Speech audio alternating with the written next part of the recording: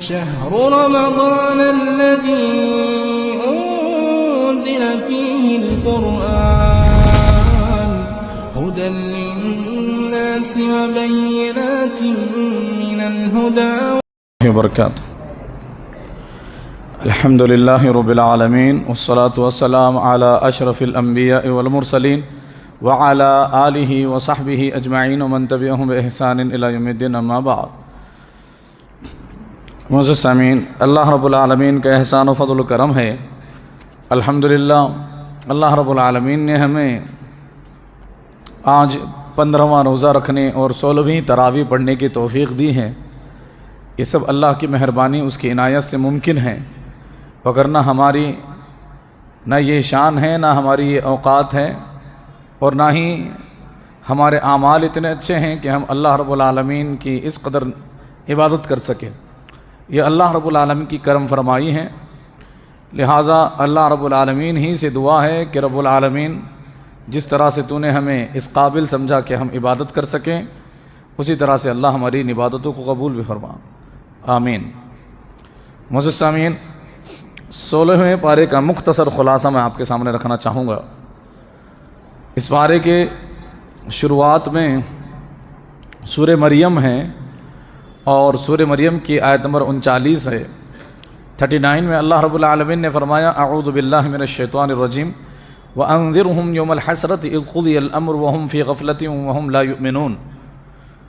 اللہ کے نبی صلی اللہ علیہ وسلم کو اللہ نے فرمایا، حکم دیا کہ آپ ان کفار کو ڈرائیں حسرت کے دن، یعنی قیامت کے دن سے، جب فیصلے کر دیے جائیں گے اور وہ غفلت میں ہیں اور وہ ایمان نہیں لا رہے.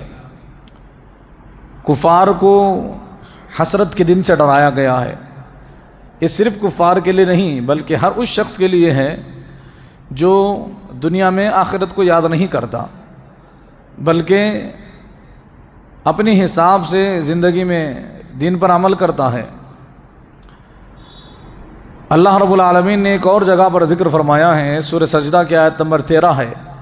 اللہ نے فرمایا: وَلَوْ تَرَىٰ إِذِ الْمُجْرِمُونَ نَاكِسُو رُءُوسِهِمْ عِنْدَ رَبِّهِمْ رَبَّنَا أَبْصَرْنَا وَسَمِعْنَا فَارْجِعْنَا نَعْمَلْ صَالِحًا إِنَّا مُوقِنُونَ. اللہ نے فرمایا کہ آپ جب مجرمین کو دیکھو گے، گنہگاروں کو دیکھو گے، وہ اپنے سروں کو اپنے رب کے سامنے جھکائے ہوئے، اور اب انہیں پتہ چل گیا ہے کہ اب ان کی ہلاکت کا وقت آ گیا. لہٰذا اب وہ کیا کہیں گے؟ ربنا ابصرنا وسمعنا فرجعنا نعمل صالحا. اللہ اب ہم نے دیکھ لیا اور سن لیا، اب ہماری آنکھیں کھل گئیں، اور اب ہمیں تو موقع دیں. فرجعنا نعمل صالحا انا موقنون. دوبارہ ہمیں دنیا میں بھیج، پھر ہم نیک اعمال کر کے، یقین رکھ کر کے، اس کے بعد پھر دوبارہ آتے ہیں. لیکن بتائیے کہ ایک بار آدمی جب مر جائے اور قیامت برپا ہو جائے تو پھر وہ کف افسوس ہاتھ ملتا رہے، پچھتاوا کرتا رہے. اس کو دوبارہ دنیا میں آنے کی اجازت نہیں، موقع ہی نہیں ملے گا. بلکہ سیدھی بات تو یہ ہے کہ جب قیامت برپا ہو جائے گی، لوگوں کے حساب کتاب ہوں گے، جب تو دنیا ہی ختم ہو جائے گی. اس لیے جب تک دنیا باقی ہے، اور انسان کی دنیا اس کی اپنی سانس تک ہے، جب اس کی موت آئی اسی وقت اس کی قیامت بھی آ گئی. لہٰذا ہمیں وہ بڑی قیامت کا انتظار نہیں، ہماری اپنی موت سے پہلے ہمیں تیاری کر لینی چاہیے. ترمذی شریف کی ایک روایت ہے، مسند احمد کی روایت ہے، جس کے راوی ابو سعید خدری رضی اللہ عنہ ہیں، اور حدیث کا نمبر 11082 ہے. 11082 میں یہ حدیث موجود ہے. اللہ کے نبی صلی اللہ علیہ وسلم فرماتے ہیں کہ قیامت کے دن اللہ رب العالمین موت کو ایک چتکبرے مینڈے کی شکل میں لے کر کے آئے گا. فیوقب بین الجنت والنار، اور اس کو جنت اور جہنم کے درمیان کھڑا کر دیا جائے گا. موت ایک مینڈے کی شکل میں آئے گی اور جنت اور جہنم کے درمیان اس کو کھڑا کر دیا جائے گا. اس کے بعد اللہ کے نبی صلی اللہ علیہ وسلم فرماتے ہیں: فیقال، اور کہا جائے گا، یا اہل الجنت هل تعرفون هذا، جنتیوں سے کہا جائے گا کہ اے جنت والوں، کیا تم اس کو پہچانتے ہو؟ یہ مینڈھا اس کو تم جانتے ہو؟ تو جنتی راوی فرماتے ہیں کہ جنتی فیشرئبون فینظرون ویقولون نعم، وہ جھانک جھانک کر کے دیکھیں گے اور یہ سمجھیں گے کہ کہیں ہمیں جنت سے نکالا تو نہیں جا رہا، جھانک کر کے دیکھیں گے، اور جب دیکھیں گے تو کہیں گے ہاں ہم اس کو پہچانتے ہیں، یہ تو موت ہے۔ مینڈے کو دیکھ کر کے جنتی احباب کہیں گے کہ یہ تو موت ہے۔ تو پھر اس کے بعد فیقال یا اہل النار، جہنمیوں سے کہا جائے گا کہ اے جہنمیوں، هل تعرفون هذا، کیا تم بھی جانتے ہو کہ یہ کیا ہے، کون ہے یہ؟ فیشرئبون فینظرون، تو وہ بھی مارے ہیبت کے جھانکنے لگیں گے، دیکھیں گے اور کہیں گے نعم ہم جانتے ہیں هذا الموت، کہ یہ موت ہے۔ قال فیؤمر به فیذبح، اللہ کے نبی صلی اللہ علیہ وسلم نے فرمایا کہ پھر حکم ہوگا اللہ کا اور اب اس مینڈے کو ذبح کر دیا جائے گا۔ اللہ اکبر، یہ موت ہے، اور سمجھ لیجئے کہ کائنات کی آخری موت ہے، یعنی موت کو ہی موت آ رہی ہے۔ اللہ رب العالمین حکم دے گا کہ اب اس کو قتل کر دیا جائے، اس کو بھی ذبح کر دیا جائے، یہ موت کو موت آ چکی۔ ویقال، اور پھر اللہ رب العالمین فرمائے گا یا اہل الجنت خلود لا موت، اے جنتیوں ہمیشگی ہیں، موت اب نہیں۔ یا اہل النار، اے جہنمیوں اب ہمیشہ رہنا ہے جہنم میں، اب موت نہیں، کیونکہ موت کو تو تمہاری آنکھوں کے سامنے مار دیا گیا، موت کو بھی موت آ گئی۔ قال، پھر اللہ کے نبی صلی اللہ علیہ وسلم نے یہ آیت تلاوت کی، فرمایا ثم قرأ رسول اللہ صلی اللہ علیہ وسلم، پھر اللہ کے نبی صلی اللہ علیہ وسلم نے اس آیت کی تلاوت فرمائی، وَأَنذِرْهُمْ يَوْمَ الْحَسْرَةِ إِذْ قُضِيَ الْأَمْرُ وَهُمْ فِي غَفْلَةٍ وَهُمْ لَا يُؤْمِنُونَ۔ اللہ رب العالمین نے حکم دیا کہ آپ ڈرائیں ان مجرموں کو آخرت کے دن جمع ہونے کے بارے میں، اس دن سوائے افسوس کے اور کوئی بھی موقع ان کے ہاتھ میں نہیں ہوگا، افسوس ہی افسوس ہوگا۔ لہٰذا ہم اور آپ کے پاس وقت ہے، اللہ نے عقل دی ہے، آنکھ دی ہے حق دیکھنے کے لیے، پڑھنے کے لیے، کان دیے ہیں حق سننے کے لیے، زبان دی ہے حق بولنے کے لیے، اور اگر ایسے میں اتنا سب کچھ ہونے کے باوجود ہم نے اگر ان تمام اعضائے جسمانی کا صحیح حق ادا نہیں کیا، حق کو نہیں قبول کیا، تو قیامت کے دن سوائے پچھتاوے کے اور کچھ ہمارے ہاتھ میں نہیں ہوگا۔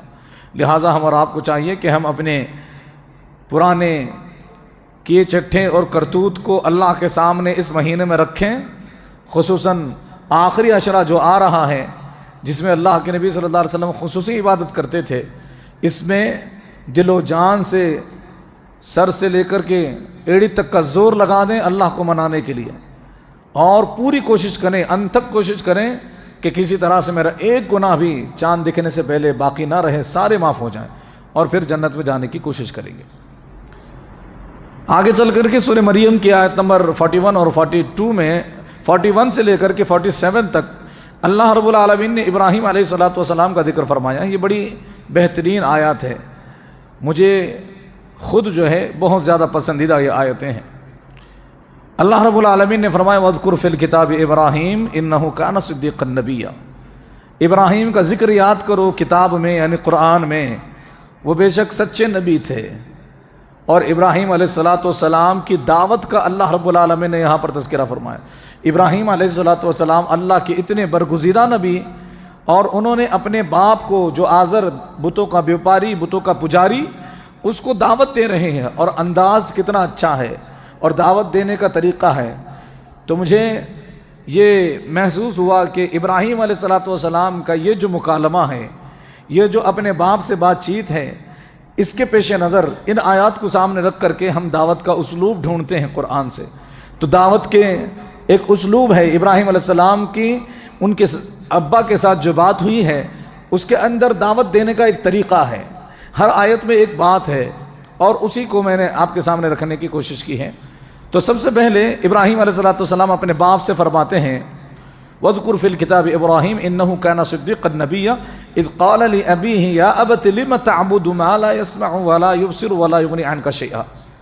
مشرک ہیں، اور جب ابراہیم علیہ السلام کو آگ میں ڈالا جا رہا تھا تب بھی یہ خاموش تھا، بدبخت، اپنے لخت جگر کو، اپنے خون کو آنکھوں کے سامنے جلتا ہوا دیکھنا اس کو گوارا تھا، لیکن شرک چھوڑنا اس کو پسند نہیں تھا.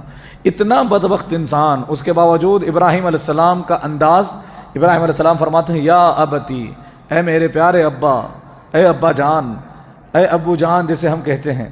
تو بڑے ہی پیار سے عربی زبان میں اس لفظ کا استعمال ہوتا ہے جب کسی کو پیار سے خطاب کرنا ہوتا ہے.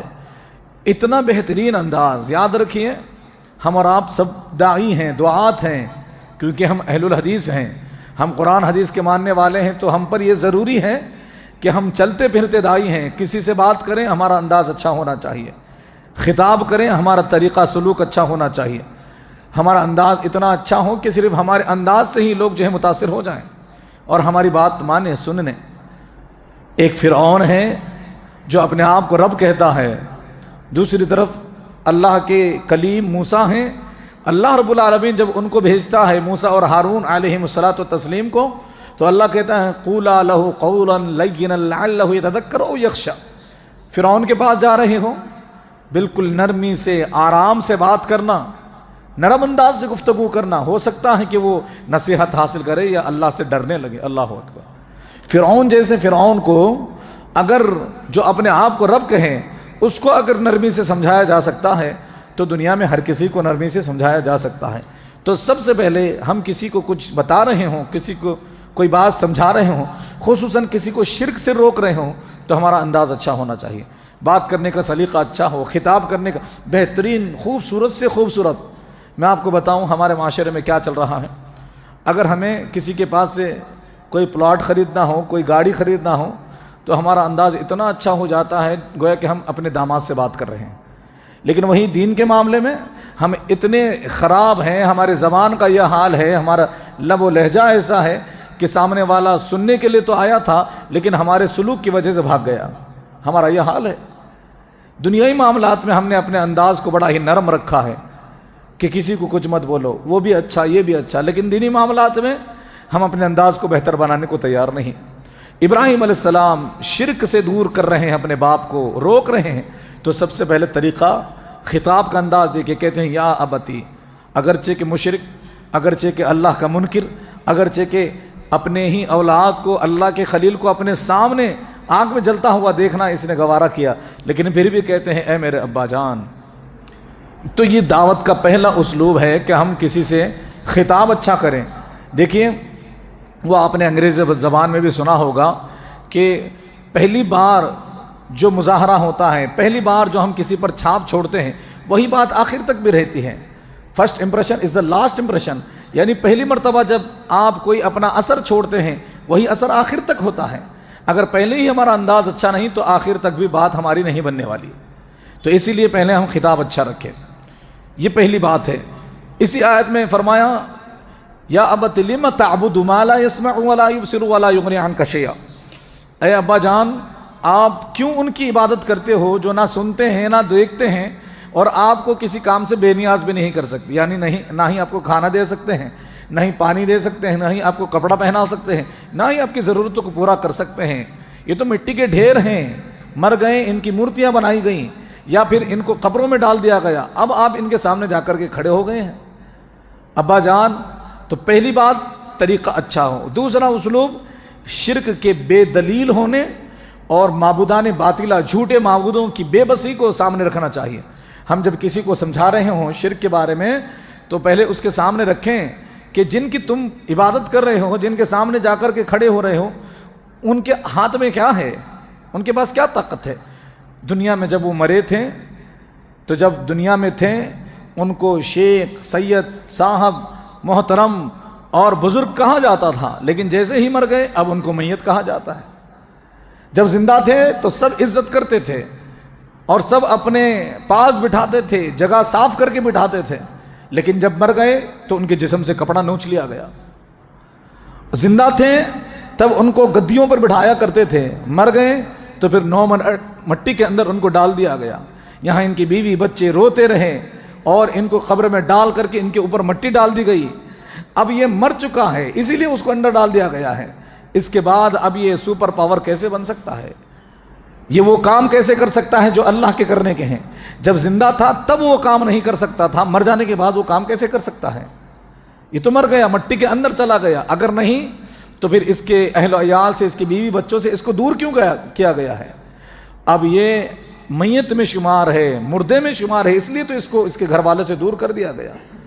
جب اس کے کپڑے پھاڑے جا رہے تھے وہ روک نہ سکا، جب اس کو مٹی میں ڈالا جا رہا تھا جب روک نہ سکا، اس کے منہ پر مٹی ڈالی جا رہی تھی تب بھی روک نہ سکا، تو پھر ہماری مرادیں کیسی پوری کر سکتا ہے؟ تو جو معبودان باطلہ ہیں، جھوٹے معبود ہیں، پتھر کا بنا ہو یا سونے کا بنا ہو، قبر میں موجود مسلمان کی قبر ہو یا پھر کسی نے ایک مورت بنا لی ہو، ہر ایک کے بارے میں بتایا جائے کہ یہ بے بس ہیں، ان کے پاس کچھ بھی نہیں۔ قرآن میں اللہ نے نہیں فرمایا کہ سارے مل کر بھی ایک مکھی نہیں پیدا کر سکتے؟ مکھی پیدا کرنا تو دور کی بات، اللہ نے فرمایا مکھی ان کے کھانے پر بیٹھ جائے تو یہ ہٹا بھی نہیں سکتے، بھگا بھی نہیں سکتے، اتنے کمزور ہیں، اور ابا تم ان کے پیچھے پڑے ہوئے ہو۔ تو معلوم یہ ہوا کہ پہلا طریقہ ہے کہ انداز اچھا ہو، دوسری بات یہ ہے کہ معبودان باطلہ جو چیز ہم بتا رہے ہوں اس کی کمزوری بتائیں، اس کی بے بسی سامنے رکھیں۔ پھر آگے چلتے ہیں، لِمَ تَعْبُدُ مَا لَا يَسْمَعُ وَلَا يُبْصِرُ وَلَا يُغْنِي عَنْكَ شَيْئًا يَا أَبَتِ إِنِّي قَدْ جَاءَنِي مِنَ الْعِلْمِ مَا لَمْ يَأْتِكَ فَاتَّبِعْنِي أَهْدِكَ صِرَاطًا سَوِيًّا۔ اس کے بعد ابراہیم علیہ السلام نے کہا تھا کہ اے ابا جان، میرے پاس دلیل ہے، میرے پاس علم ہے جو آپ کے پاس نہیں ہے، لہٰذا آپ میری پیروی کیجئے۔ تو معلوم ہوئی تیسری بات کیا ہے کہ آدمی پہلے انداز اچھا رکھے، پھر اس کے بعد بے بسی بتائے، کمزوری بتائے معبودان جھوٹے معبودوں کی، اور اس کے بعد دلائل پیش کرے کہ یہ غلط کیوں ہے۔ قرآن میں منع کیا گیا ہے، حدیث میں منع کیا گیا ہے۔ اللہ کے نبی صلی اللہ علیہ وسلم تو حضرت معاذ سے کہتے ہیں کہ معاذ، اگر تیرے ٹکڑے ٹکڑے کر دیے جائیں، اگر تجھے زندہ جلا دیا جائے شرک کی وجہ سے، تو زندہ جلنا پسند کرنا، قتل ہو جانا، کٹ کے بوٹی بوٹی ہو جانا، لیکن اللہ کے ساتھ شرک نہ کرنا۔ یہ اللہ کے نبی صلی اللہ علیہ وسلم بتاتے ہیں، تو ہم اس طرح سے دلائل پیش کر کے سمجھائیں۔ قرآن میں اللہ نے شرک کے بارے میں کہا کہ یہ حرام ہے، کبیرہ گناہ، ایسا گناہ کہ جس کا مرتکب ہمیشہ کا جہنمی بن جاتا ہے، اور ایسے آدمی پر جنت حرام ہو جاتی ہے جو شرک کی حالت میں مر جائے، اس کو سمجھانا چاہیے۔ اور اسی طریقے سے دلائل پر دلائل، دلائل پر دلائل پیش کرنا چاہیے۔ توحید کی تو دلیل ہے لیکن شرک کی کوئی دلیل نہیں، اس طرح سے ہم بات رکھیں۔ جب ہم دلائل پیش کریں گے تب بھی سامنے والا بات کو مانے گا۔ اسی طرح سے دلائل پیش بھی کریں اور سامنے والے سے دلیل مانگے بھی، دلیل مانگنا بھی چاہیے۔ کوئی آدمی شرک کر رہا ہو تو اسے پوچھنا چاہیے کہ آپ جو یہ قبر کے پاس جا کر، ڈھیریوں کے پاس جا کر کے کھڑے ہو گئے ہو، کیوں کھڑے ہوئے ہو، کیا مانگ رہے ہو؟ وہ کہے گا کہ ہم ان سے اولاد مانگ رہے ہیں۔ آپ ان کو بتائیے کیا اللہ اس بات پر طاقت نہیں رکھتا؟ کیا اللہ کے پاس یہ طاقت ختم ہو چکی؟ نعوذ باللہ۔ کیا اللہ رب العالمین اس بات پر قادر نہیں کہ وہ اولاد بھی دے، عزت بھی دے، دولت بھی دے؟ اور جن سے تم مانگ رہے ہو ان کو کس نے دیا تھا جب تک دنیا میں زندہ تھے؟ ان کو بھی اللہ ہی نے نوازا تھا، تو ان کو بھی اللہ ہی نے نوازا ہے تو ہمیں بھی اللہ ہی نوازے گا۔ تو دلیل دے بھی اور ان سے بھی دلیل مانگے، جو آپ کام کر رہے ہیں کیوں کر رہے ہیں، اس کی کوئی دلیل بھی ہے، اور پھر اس کے اوپر بات کریں۔ اگر وہ کہے گا کہ باپ دادا کرتے آ رہے تھے تو پھر آپ قرآن کی آیتیں پیش کریں، بتائیں کہ ابراہیم علیہ السلام کے قوم کے لوگوں نے بھی یہی جواب دیا تھا، لہٰذا آپ کا یہ جواب مسترد ہے، آپ کا یہ جواب ریجیکٹڈ ہے، قابل قبول نہیں، اس کی کوئی حیثیت نہیں۔ ابراہیم علیہ السلام کی جاہل قوم نے بھی کہا تھا انا وجدنا آباءنا، کہ ہم نے اپنے باپ دادا کو ایسا کرتا ہوا پایا ہے، لہٰذا باپ دادا کی دلیل چلے گی ہی نہیں اسلام میں۔ تو دلیل دینا بھی ہے اور دلیل مانگنا بھی ہے، تب جا کر کے بہترین انداز سے ہم دعوت کا کام کر سکتے ہیں۔ چوتھی بات، ابراہیم علیہ السلام نے فرمایا تھا یا ابت لا تعبد الشیطان، اے ابا شیطان کی عبادت نہ کرو۔ حالانکہ وہ ان کے پاس شیطان نہیں تھا، ان کو معلوم بھی نہیں کہ شیطان کس طرح دکھتا ہے، وہ مورتیوں کی پوجا کرتے تھے، لیکن ابراہیم علیہ السلام نے کہا کہ آپ شیطان کی عبادت نہ کریں۔ اس کا مطلب یہ ہے کہ شیطان ہی کا ہتھ کنڈا ہے، شیطان ہی آپ کو مورتیوں کی پوجا کرنے پر مجبور کر رہا ہے، یہ شیطان ہی تمہیں ورغلا رہا ہے۔ تو گویا اگر تم ان کی عبادت کرو گے تو شیطان کی عبادت کرو گے۔ تو لا تعبد الشیطان، تو شیطان کے ہتھ کنڈے کو سمجھائیں کہ شیطان کہاں کہاں سے بہکاتا ہے۔ پہلے شرک کرواتا ہے، شرک نہ اگر آدمی کرے تو فرض سے روکتا ہے، پھر سنتوں سے روکتا ہے، بدعتوں میں ڈالتا ہے، کہیں نہ کہیں وہ پھنسا کر کے چھوڑتا ہے۔ لہٰذا ہم اور آپ کیونکہ مومن ہم واحد ہیں، لہٰذا ہم شیطان کے بہکاوے میں نہیں آ سکتے۔ شیطانی ہتھ کنڈے ہمارے اوپر اثر نہیں کرنے چاہیے، یہ ہم ان کو سامنے سمجھائیں، جیسے ابراہیم علیہ السلام نے کہا۔ دیکھیے ترتیب وار ہے، انہوں نے ایک دعوت دی اور اس سے بہترین نتیجے نکل کر آتے ہیں۔ ابراہیم علیہ السلام نے آگے جا کر کے کہا لا تعبد الشیطان ان الشیطان کان للرحمن عصیا یا ابت انی اخاف ان یمسک عذاب من الرحمن فتکون للشیطان ولیا، اے ابا جان میں ڈرتا ہوں کہ کہیں رحمان کا عذاب آ کر کے آپ کو نہ پکڑ لے اور پھر آپ شیطان کے دوست ہو جائیں۔ ابراہیم علیہ السلام نے ڈرایا۔ تو پانچواں کام یہ ہے کہ شرک کا انجام بتائیں کہ شرک کا انجام کیا ہوگا۔ میں آپ کو سمجھا رہا ہوں، دلیلیں پیش کی، آپ سے بھی دلیل مانگ لی، آپ کے پاس بھی دلیل نہیں ہے، میں نے تو آپ کو دلیلیں دی ہیں، اور یہ کام شیطانی کام ہے، یہ ساری بات ہو گئی۔ لیکن اب اگر آپ نے شرک کیا تو اس کا انجام کیا ہوگا؟ اللہ نے فرمایا وَمَن یُشْرِک بِاللَّهِ فَقَدْ حَرَّمَ اللَّهُ عَلَيْهِ الْجَنَّةَ، جس نے شرک کیا اس پر جنت حرام ہے، وہ جنت کے دروازے پر بھی نہیں پہنچ سکتا، اس کے اوپر جنت حرام ہے۔ تو پھر اس طرح سے ڈرائیں کہ اللہ کا عذاب دنیا میں یا آخرت میں بہرحال آ کر کے رہے گا اگر آپ نے شرک کو نہیں چھوڑا، یا خرافات کو، بدعتوں کو نہیں چھوڑا، اگر دین بیزاری کو نہیں چھوڑا، دین سے لگاؤ نہیں ہوا، قرآن حدیث کی طرف نہیں آئے، تو پھر ہو سکتا ہے کہ اللہ کا عذاب آ کر کے گھیر لے۔ تو شرک کا انجام بتانا چاہیے جیسے ابراہیم علیہ السلام نے اپنے باپ کو بتایا۔ اسی طرح سے چھٹا اسلوب جو ہے دعوت کا، اگر سامنے والا، کیونکہ جب ہم کسی کو بات بتا رہے ہیں ظاہر بات ہے کہ وہ یا تو جہل بسیط کا مرکب ہے، یا تو جہل بسیط کا شکار ہے یا جہل مرکب کا شکار ہے، یعنی اس کی جہالت یا تو اس طرح کی کہ اس کو معلوم نہیں تھا، بتانے پر معلوم ہو گیا، یا ایسی ہے کہ وہ جان بوجھ کر کے ہٹ دھرم ہے، جہل مرکب جس کو کہا جاتا ہے۔ ٹھیک ہے ہم جہنم میں جائیں گے، دیکھ لیں گے ہم جہنم میں جائیں گے، آج کل ایسی بھی بات کرتے ہیں لوگ۔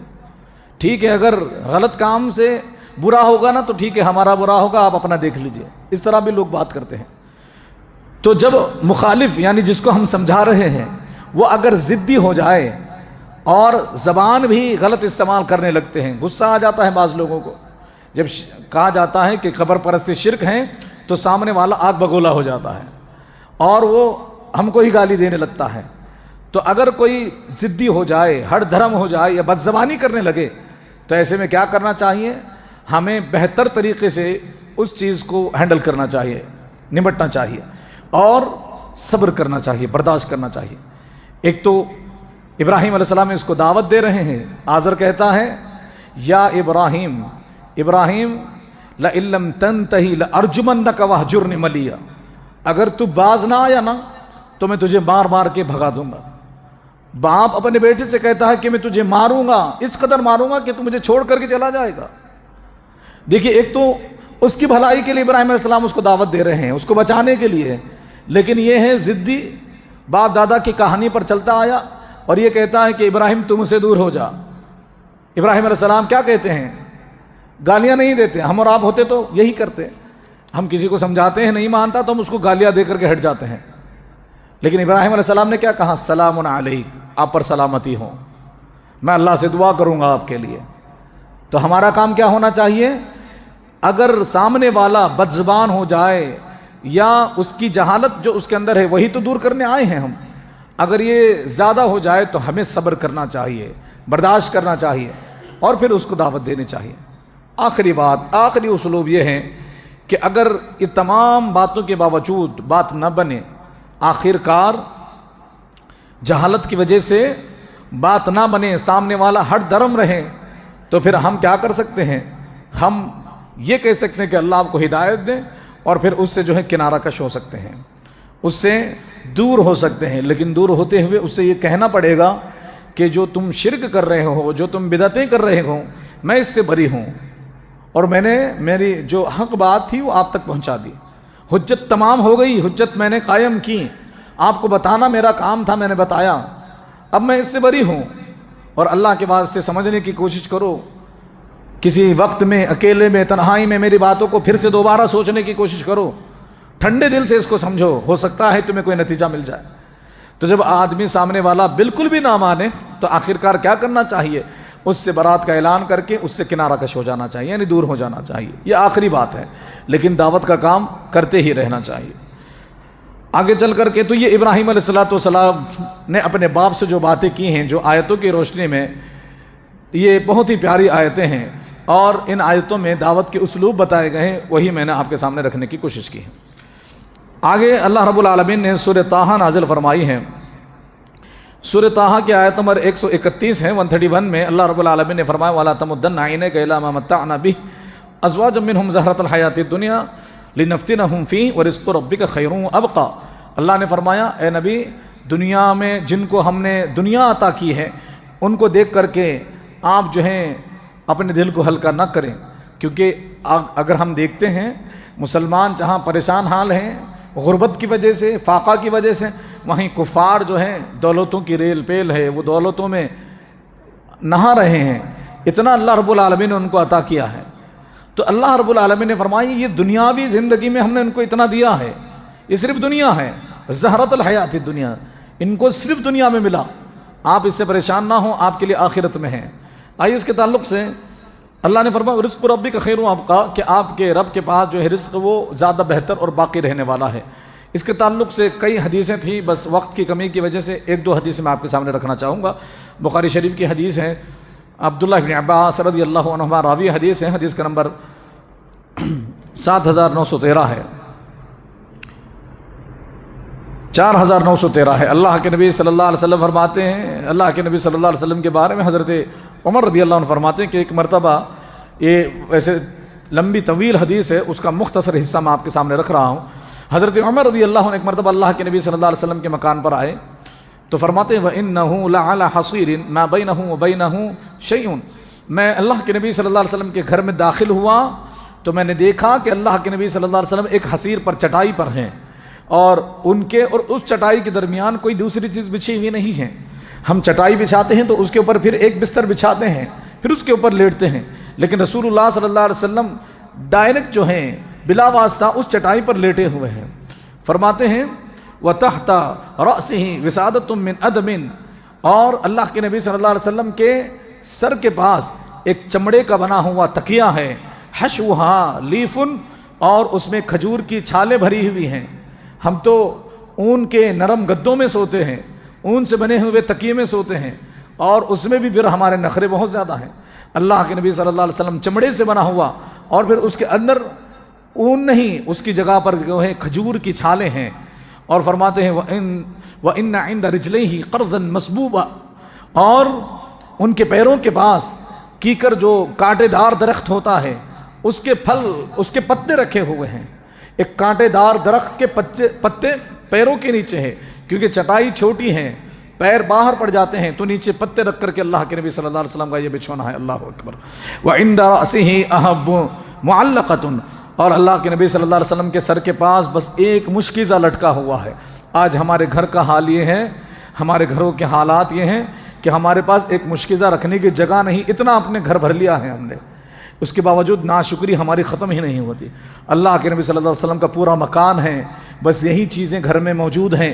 ایک تکیہ ہے چمڑے کا، ایک بچھونا ہے چٹائی کا، اور پیر رکھنے کے لیے کچھ کانٹوں کے پتے رکھے ہوئے ہیں، اور ایک پانی پینے کے لیے چمڑے کا مشکیزہ ہے سر کے پاس لٹکا ہوا. فرأیتو، فرماتے ہیں حضرت عمر رضی اللہ عنہ، فرأیتو اثر الحصید فی جنبہ، میں نے اللہ کے نبی صلی اللہ علیہ وسلم کے پہلو پر حصیر کے اثرات کو دیکھے، نشانات پڑے ہوئے تھے لیٹنے کی وجہ سے. فبکیتو، میں رونے لگا. اللہ کے نبی صلی اللہ علیہ وسلم فرمایا ما یبکیک یا عمر، عمر کیوں رو رہے ہو؟ حضرت عمر فرماتے ہیں یا رسول اللہ انا کسرا و قیصرا فیما ہما فیہ، اللہ کے رسول قیصر و کسرا وہ کس طرح نعمتوں میں ہیں، کس طرح اللہ نے ان کو عطا کیا ہے محلات میں، ان کا اوڑھنا بچھونا، ان کا بیٹھنا سونے کی مسندوں پر ہیں. وَأَنْتَ رسول اللہ صلی اللہ علیہ وسلم، اور آپ اللہ کے سچے رسول ہیں. فقال، اللہ کے نبی صلی اللہ علیہ وسلم نے فرمایا اما ترضى ان تكون لهم الدنيا ولنا الآخرة، عمر کیا تمہیں یہ بات پسند نہیں کہ ان کے لیے دنیا میں یہ سب کچھ ہو اور ہمارے لیے آخرت میں ہمیں ملے؟ اللہ کے نبی صلی اللہ علیہ وسلم اس طرح سے زندگی بسر کرتے تھے. ایک ترمذی شریف کی روایت ہے، سیدنا ابو ہریرہ رضی اللہ عنہ راوی حدیث ہے، 2466 ہے. اللہ کے نبی صلی اللہ علیہ وسلم فرماتے ہیں کہ اللہ خود فرماتا ہے یا ابن آدم تفرق لعبادتی املا صدرک وغنا واسد فقرک والا تفعل ملأت یدیک شغلا ولم اسد فقرک. اللہ رب العالمین نے فرمایا اے آدم کے بیٹے، تم میری عبادت کے لیے خالی ہو جا، میری عبادت کے لیے وقت نکال، پھر میں تیرے سینے کو مالداری سے بھر دوں گا، پھر تجھے کسی کے سامنے ہاتھ پھیلانے کی ضرورت نہیں پڑے گی۔ وَأَسُدُّ فَقْرَكَ، تیری تنگی غریبی کو میں دور کر دوں گا، کاٹ دوں گا، تیرا غریبی کا زمانہ دور ہو جائے گا۔ وَإِلَّا تَفْعَلْ، اور میرے لیے اگر میری عبادت کے لیے تیرے پاس وقت نہیں، تو نے میرے لیے وقت نہیں نکالا، مَلَأْتُ يَدَيْكَ شُغْلًا، پھر تیرے ہاتھوں کو میں صرف ذمہ داریوں میں مشغول کر دوں گا، تو صرف کاموں میں ذمہ داریوں میں رہ جائے گا، کام ہی کام، تیرے ہاتھوں کو میں کاموں سے بھر دوں گا۔ وَلَمْ أَسُدُّ فَقْرَكَ، اور میں تیری غریبی دور نہیں کروں گا۔ دیکھیں جو لوگ مسجدوں سے دور ہیں وہ لاکھوں کروڑوں بھی کما لیں، لیکن اتنی پریشانی ہے کہ وہ سمجھتے ہیں کہ ہماری تنگ دستی دور نہیں ہوتی۔ ایک کسی شخص نے مجھ سے کہا تھا کہ میں روزانہ کا 10,000 یا کبھی کبھار 20,000 کما لیتا ہوں، لیکن مولانا بچتا کچھ نہیں ہے، کیونکہ ان کو مسجد کا راستہ ہی نہیں پتہ، مسجد آنا ہی نہیں چاہتے۔ سال میں ایک مرتبہ رمضان میں پکے مسلمان بن کر کے باقی 11 مہینے کی گناہ معاف کروا لیتے ہیں۔ اس طرح کے آج ہمارے حالات ہیں۔ تو اللہ رب العالمین نے بیان فرمایا کہ تم میرے لیے وقت نکالو، باقی تمہارے معاملات میرے، تمہاری پریشانیاں اس کو میں دیکھ لوں گا، تمہاری غربت اس کو میں دور کر دوں گا، تمہارا ہر مسئلہ میں حل کر دوں گا، تم میرے لیے وقت تو نکالو۔ لیکن اگر تم نے وقت نہیں نکالا، تمہارے پاس میرے لیے وقت نہیں، تو میرے پاس تمہارے لیے بھی وقت نہیں، میں تمہیں کنگال کر کے چھوڑ دوں گا۔ سنن ابن ماجہ کی ایک روایت ہے، حضرت عثمان رضی اللہ عنہ کے بیٹے یہ روایت بیان کرتے ہیں، 4105 حدیث نمبر ہے۔ اللہ کے نبی صلی اللہ علیہ وسلم فرماتے ہیں من کانت الدنیا ہمہ فرق اللہ علیہ امرہ، جس کی پوری نظر دنیاوی زندگی پر ہو، دنیا جس کا مقصد ہو، تو پھر اللہ رب العالمین اس پر معاملات کو تنگ کر دیتا ہے، دنیا اس کے لیے مشکل ہو جاتی ہے۔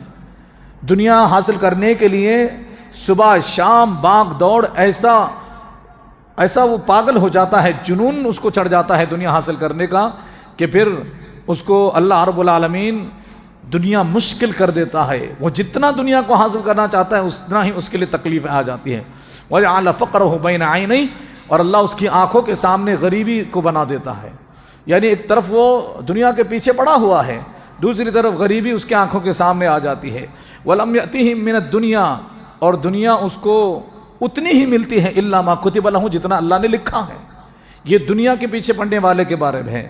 اور فرمایا ومن کانت الآخرہ نیتہ، اور جس کی نیت آخرت ہو، جو آخرت کے لیے کوشش کرے کہ میں نے آج 5 نمازیں فرض پڑھی نہیں، 12 آج سنن رواتب سنت مؤکدہ پڑھی یا نہیں، آج میں نے صبح و شام کے اذکار کرے یا نہیں، 100 مرتبہ سبحان اللہ وبحمدہ سبحان اللہ العظیم کا ورد کیا یا نہیں، آج میرے پڑوسی مجھ سے ناراض ہیں یا خوش ہیں، آج میں نے اللہ کے حقوق ادا کرے یا نہیں، بندوں کے حقوق ادا کرے یا نہیں، ان باتوں کی طرف جو غور کرتا ہے، آخرت بنانے کی کوشش کرتا ہے، اللہ فرماتے ہیں جمع اللہ لہ امر، اللہ اس کے معاملات کو آسان کر کے اس کے ہاتھ میں دے دیتا ہے۔ وجعل غناہ فی قلبہ، اللہ اس کے دل کو مالدار کر دیتا ہے، اسے غریبی ہی نظر نہیں آتی، غریب اگر ہو بھی تب بھی اسے ایسا نہیں لگتا کہ وہ غریب ہے، خوش اور باش ایک دم خوشحال ہوتا ہے، بالکل آسودہ حال زندگی گزارتا ہے۔ وَأَتَتْهُ الدُّنْيَا وَهِيَ رَاغِمَةٌ، اور دنیا ناک رگڑ کے اس کے پاس آتی ہے۔ اللہ اکبر۔ اللہ رب العالمین نے کیا فرمایا؟ اگر آخرت کی کوشش کرتا رہتا ہے، دنیا ناک رگڑ کے اس کے قدموں میں آ کر کے گرتی ہے۔ لہٰذا ہمارا آپ کو چاہیے کہ ہمیں اصول اور قاعدے بتا دیے گئے کہ کس طرح دنیا اور آخرت دونوں ملے گی۔ اس کا طریقہ یہ ہے کہ ہم روزانہ آخرت کی کیا تیاری کر رہے ہیں، اس کے اوپر ذرا غور کریں۔ اللہ رب العالمین سے دعا ہے کہ باری تعالیٰ ہم تمام مسلمانوں کو کہی ہوئی سنی باتوں پر کہنے سننے سے زیادہ عمل کرنے کی توفیق عطا فرمائے۔ اللہ رب العالمین ہماری عبادتوں کو، ہمارے روزوں کو، قیام اللیل کو، تراویح کو اللہ رب العالمین قبول فرمائے۔ جب تک زندہ رکھے اللہ کی توحید پر، نبی کے نام پر ہمیں زندہ رکھے، جب ہمارا خاتمہ ہو اللہ اور اس کے رسول کے نام پر ہی ہمارا خاتمہ ہو۔ آمین۔ وصلی اللہ علی نبینا محمد۔ سبحانک اللہم وبحمدک، اشہد ان لا الہ الا انت، استغفرک و اتوب الیک۔ والسلام علیکم ورحمۃ اللہ وبرکاتہ۔